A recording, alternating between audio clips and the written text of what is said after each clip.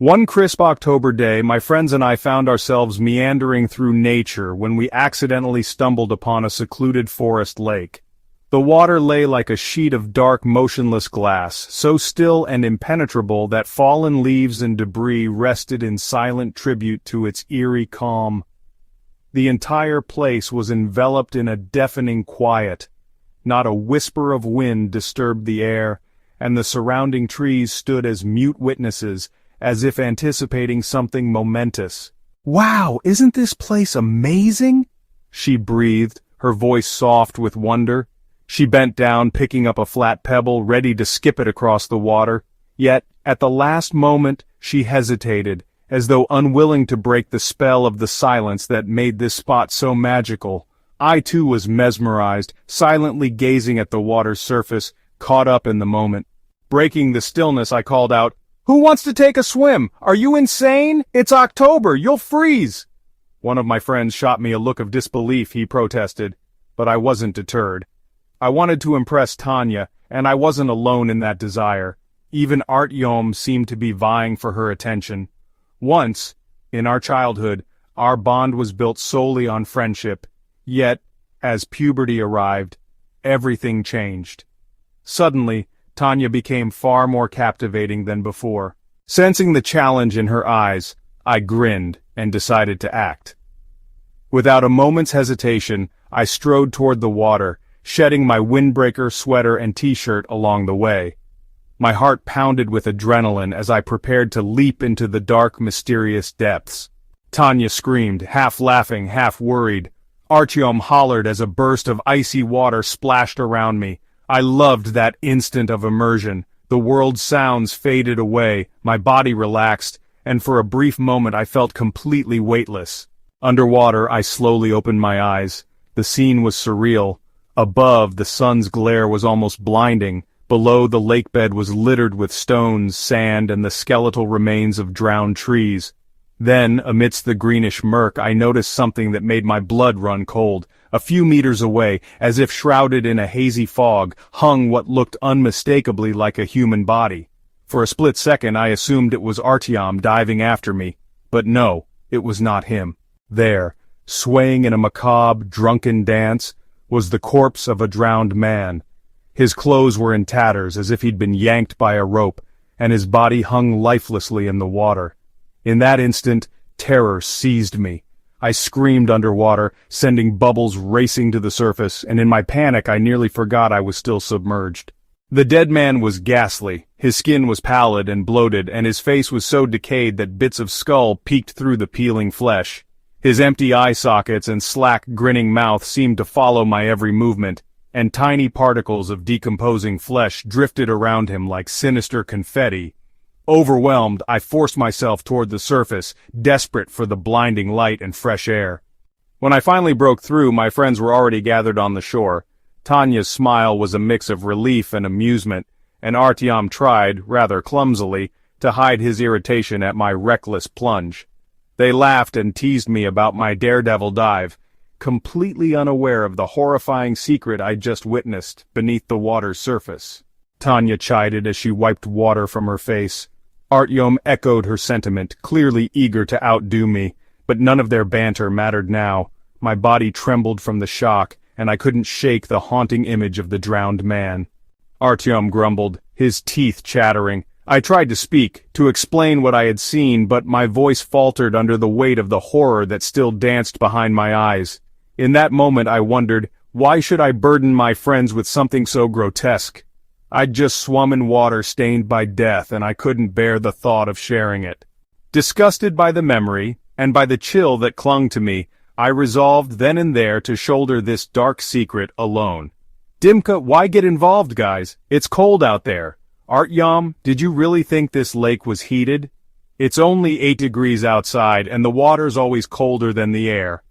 I mumbled through chattering teeth, forcing a weak smile. Artyom laughed, eager to display his knowledge, while I fought to hide the turmoil within. Tanya remarked, half admonishing, half joking. Together she and Artyom quickly wrapped themselves in wet ropes and began to turn away, as if erasing any trace of what had occurred. but no matter how hard I tried, I couldn't erase the ghastly image of the corpse with its tattered rope, an indelible scar on my memory. The secret unraveled before my eyes, and I could hardly believe what I was seeing. It felt like the ground beneath me had shifted, leaving me unsteady and unsure. The truth, once hidden, now lay bare, and it was both a relief and a burden. I slipped away from the group, seeking refuge behind a clump of bushes. There, I hastily removed my soaked underwear, dried off with a spare t-shirt, and redressed. The moment I pulled on dry clothes, the cold began to fade, except the chill in my mind lingered. Tanya called out as we made our way back, "Dimka, let's get going, let's call a taxi." On the journey home, my friends recounted my daring plunge with a mix of disbelief and laughter. I even joined in with a few light-hearted jokes, casually mentioning something about a drowned man, as if it were just another wild tale. They didn't suspect a thing. But as soon as I stepped into the apartment, my mother's penetrating gaze met mine. Without a hint of preamble, she asked, "What happened?"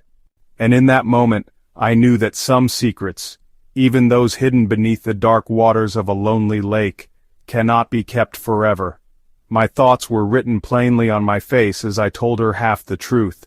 We were walking with friends by a lake in the forest, and I swear it looked like there was a corpse in the water. There was a rock and a rope wrapped around its neck. My mother's hand flew to her mouth in shock. "What did you do?" she demanded.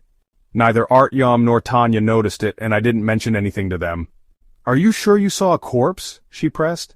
I admitted I don't know. Maybe it just seemed that way. But it was terrifying, trying to diffuse the tension. After all, how could anyone truly know if it was real or just my imagination? My mother, slumped on a stool and visibly exhausted, remarked, "You smell like Tina." Dimka said, "I didn't get in the water myself." I insisted, even though my hair was already dry. I allowed myself a small deception. I had gotten into that frigid water, though in truth I hadn't. My mother said, "Well, you try it first and then decide." I recalled that I'd eaten a sausage sandwich and washed it down with tea, feeling full and fighting the nausea that threatened to overtake me. But my skin and hair reeked terribly, as if soaked in decay. I had to endure a long scrubbing shower to wash away that repulsive odor, and I tossed my clothes straight into the laundry so they wouldn't continue to stink. When I finally returned to the apartment, an uneasy quiet had settled over everything. Walking down the hall, I spied my mother dozing softly on the couch, wrapped in a blanket. A faint, serene smile graced her lips, as though she were lost in pleasant dreams. I retreated to my room, where the freshly made bed linen smelled inviting and pure, the dreadful stench of the lake now a fading memory. Yet sleep eluded me. My mind was a blank canvas haunted by a vague image and a disquieting sense that something more was coming. Then without warning, a knock echoed at our apartment door. Who could possibly be visiting at such a late hour? The door creaked open, and there he stood, pale, lifeless eyes staring right through me. It was as if the very essence of death had come to visit. My heart pounded as I rushed to the door, fearful that the noise might wake my mother. I heard a slow, muffled thud, a sound that urged me to open the door without even glancing through the peephole. I was about to murmur, "Quiet, Mom's sleeping," when my words died in my throat. There, in the doorway, stood a dead man, the same ghastly green figure I had glimpsed at the lake. He loomed under the harsh glare of a single bulb. Muddy water seeped around his legs, staining his torn, soggy pants. Rags from a tattered shirt hung loosely around his neck, and a decayed scrap of rope dangled ominously. His flesh was lumpy and pallid, resembling congealed sourdough, while the remnants of his face clung grotesquely to his skull. His slack jaw hung unnaturally, and from his chin a repulsive bubble burst, dripping mucus and releasing an unbearable stench that clung to my tongue and made my stomach churn. From his empty eye sockets, streams of murky lake water trickled down like tears. I felt no pity, only paralyzing terror. I slammed the door shut and bolted it with every lock I could find. From the living room came my mother's startled cry. The noise of her shifting on the sofa confirmed that she'd been roused. I fretted over the thought that if she saw my face, she'd immediately demand an explanation. And if I told her the truth about a dead man coming to our door, she'd think I was losing my mind. After all, Who believes that a corpse can walk as if it were alive? Surely it was all in my head. I just thought someone knocked, I mumbled, retreating back into my room. There was no one there, she insisted when she peered through the peephole, wrapped in a blanket. Lord, what's that stink in here? Then, suddenly she exclaimed and rushed off to the kitchen to open a window. I was completely confused. Had I really seen a drowned man? And why had he come to me? What did he want with these disturbing thoughts? I couldn't shake the feeling that something, or someone, was watching me. The memories of that night kept replaying in my mind, over and over again. Each time it felt more vivid, more real. I was haunted by the past, unable to escape its grip. Over the next few days I scoured the internet for similar cases, reading countless mystical stories. None of the real-life accounts quite matched my experience. However, in literary works I found two pieces about a drowned man, both written in a poetic style and both strikingly similar to what I had witnessed. In one poem, children burst into a hut crying, "Tiatya, Tiatya, our nets have dragged a dead man." The father, at first dismissive, eventually went to see for himself and discovered a ghastly corpse by the river, its skin a sickly blue, its body grotesquely swollen. The poor soul had met a tragic end, his spirit seemingly destroyed by sin. In the end, the father chose to cast the body back into the water rather than confront the horror, dragging it by the legs from the steep bank and shoving it away with an oar, leaving it to drift back to its watery grave. He even threatened his children to keep silent about the incident, preferring to bury the memory. Then there was another work, a song by the band Karol I Shut, perhaps inspired by Pushkin's Drowned Man, that recounted a similarly eerie tale.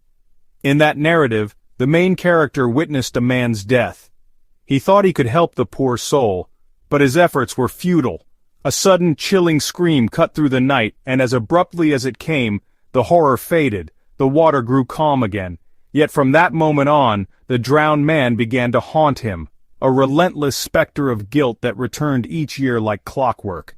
Now, lying in my room with the fresh scent of clean linens around me, I couldn't shake the memory of that ghastly visitor. The boundary between reality and nightmare had blurred, leaving me with a lingering, unsettling feeling that the terrible guest from the lake was not yet finished with me. In the torrential downpour, with water hammering around me, I distinctly heard footsteps, and then I saw it. A dead man standing on my doorstep, his voice echoing in a terrible, desperate shout of, "Help!" It all felt like something out of a cursed tale. I recalled a song where Pushkin's hero was condemned for refusing to honor the dead man caught in his net, and another where Prince Groy was cursed for his indifference to a drowning man. Here I was, forced to confront a reality that no literary work could ever fully explain. I'd seen something I shouldn't have, something that clung to me in a way I couldn't shake, and now I had to find my own answers. But that wasn't the last time the drowned man intruded on my life. About a week later, my mother mentioned that a pipe was leaking in the kitchen. When I looked, however, the dirty water on the floor wasn't coming from any broken pipe.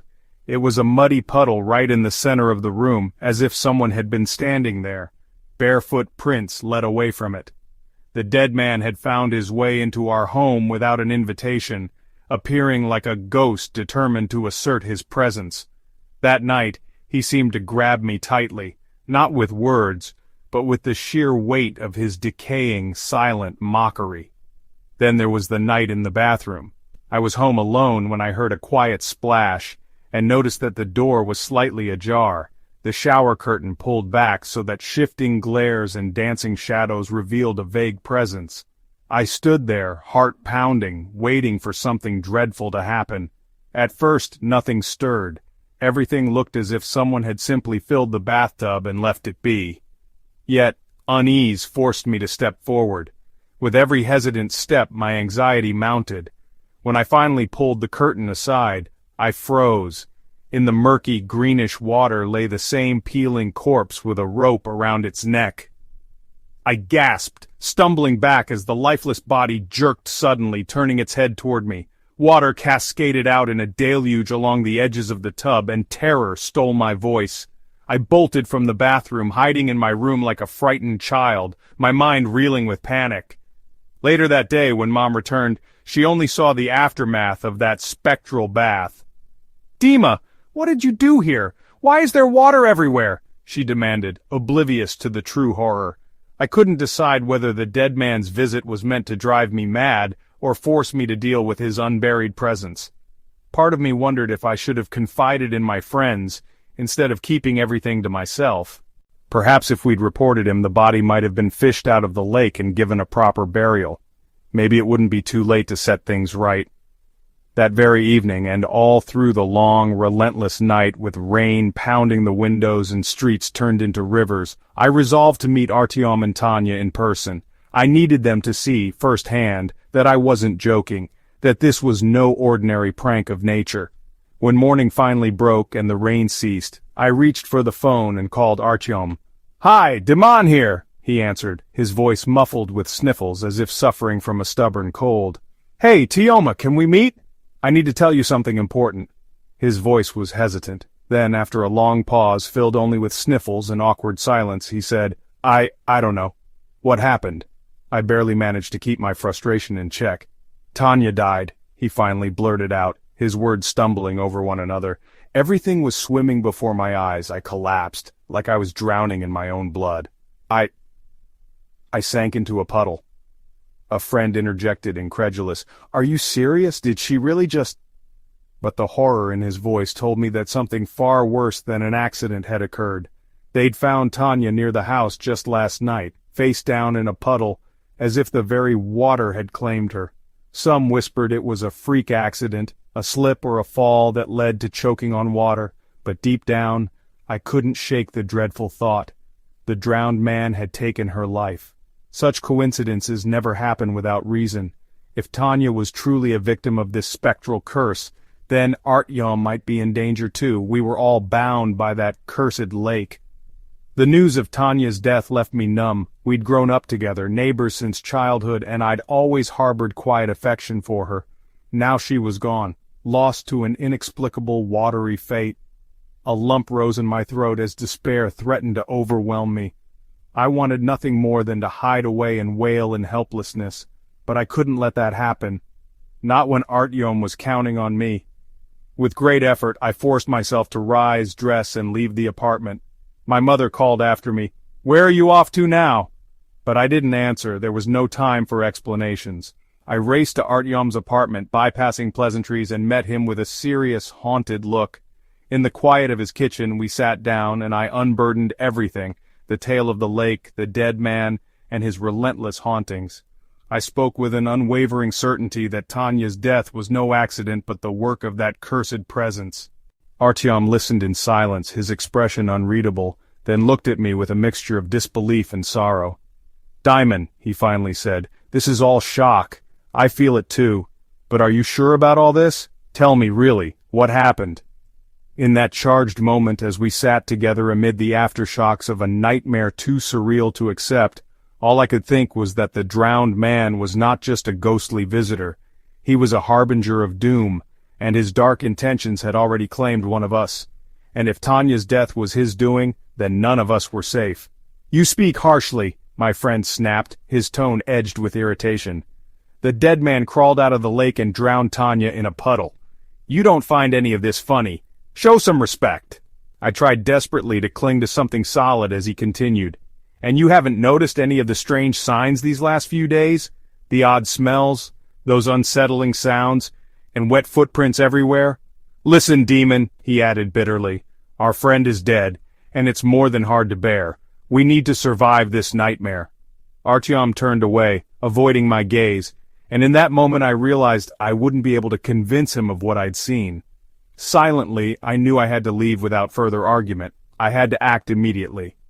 As I stepped into the yard, an overwhelming scene greeted me. Police cars, an ambulance, and yet another vehicle marked with a black stripe and a cross were parked haphazardly at the entrance. Neighbors milled about in hushed tones. "There goes her son!" one of them called out loudly when he noticed me, and my heart nearly stopped. I suddenly understood that this incident was linked to my mother. Orderlies were hastily loading something into a car, and I screamed, "Em, what happened here?" I dashed into the crowd. The neighbors fell silent, their eyes filled with sympathy. Aunt Yana tried to speak. She had once lived on our landing, but her words faltered. Then a policeman stepped forward and explained that they'd found my mother in the basement, where she worked on weekends as a cleaner, washing the entrances to our building. She had keys to that very basement where water pooled. According to him, a pipe must have burst, dousing her in scalding water. In effect, she'd been boiled alive. He warned me to steel myself for a terrible sight when I went to identify her. In that instant, my world collapsed. I had lost both my friend and my mother, the two women I cherished most.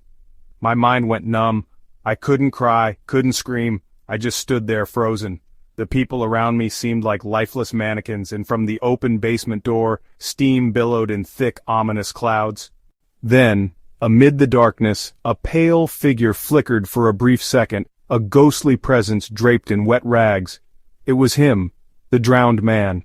I realized with sick certainty that he had killed my mother. I wanted to scream, to demand justice, but my voice had deserted me. That day, as I attended the funerals for both Tanya and my mother, it felt as though I, too, had died. Everything lost its meaning, and a dreadful question loomed. Who would take care of me now? Who would vouch for me until I came of age? Summoning every shred of courage left, I told the investigator a corpse was floating in the lake. At first they doubted me. My grief had twisted my words into something unbelievable. But I persisted, describing in detail how I had dived into the water and seen that ghastly dead man with my own eyes. Eventually the police organized a search operation at the forest lake. I was there when the divers plunged into the murky depths. Artyom stood nearby, skepticism clear in his eyes, waiting for me to prove that this was not some figment of my shattered imagination. Then one of the divers signaled. They'd found him on the shore. They hauled out a bloated corpse that looked exactly as I had described. Artyom's hand flew to his mouth in disbelief. I felt neither shock nor pity, only a grim resolve. It took every ounce of willpower not to leap forward and kick that rotten face, but I knew there was nothing more to be done. After all, one can't do anything worse to the dead. In that moment, it seemed my friend was finally ready to believe that Tanya's death, and my mother's, weren't random tragedies, and that I hadn't fabricated the tale of the drowned man. Everything became even clearer a month later when experts identified the corpse. It turned out to be a serial killer. Rumors had long circulated that a maniac had been operating in our city for years, nearly caught yet somehow always slipping away. In the end, he chose to end his own life rather than face the law. A lake, a stone, a rope, that was his final hiding place. Throughout his life he had preyed exclusively on women, with at least a dozen victims to his name, and even in death, he seemed to be driven by a sinister purpose. When I discovered the corpse, I'd unwittingly reawakened him, and he had led his unholy influence to claim new victims, Tanya, my mother. Had I spoken up about him immediately, perhaps none of this would have happened. Now everything was intertwined in a dark tapestry of fate and horror. A chain of events set in motion by a dead man who had crawled out of the lake, leaving nothing but despair and shattered lives in his wake.